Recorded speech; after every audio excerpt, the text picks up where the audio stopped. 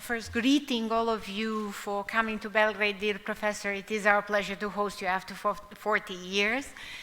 Your Excellency, it's always my pleasure to see you, talk with you, exchange the views with you.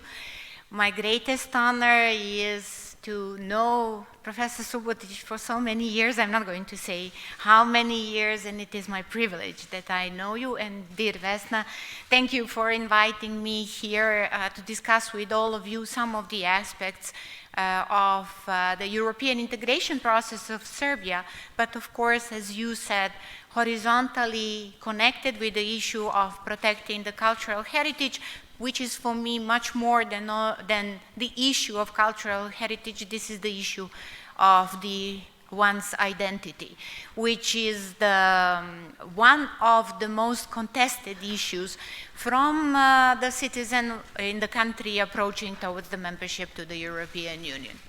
But before explaining that, let me thank you again for your words of condolences and for being with us so strongly during the tragedy that we are facing, not only in words but also in deeds. So thank you, dear friends, for this type of solidarity, which is the European value, which we also share all together.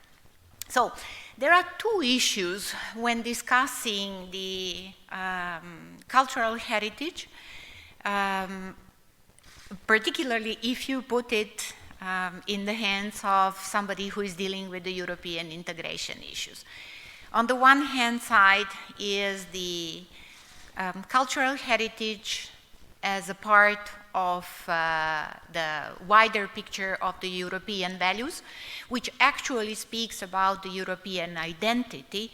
And I will remind you of something which somehow has been lost as a saying, which is unified in diversity, which is the motto, the logo of the force of European member states that they have. And that is how I see Europe Nostra actually as a force of the EU member states, but also Europe. In that respect, there is no fear that the cultural heritage in Serbia is integral part of the identity of all of us, but it's also integral part of the European cultural heritage as well as the European identity and part of European values. In that respect, we are already there.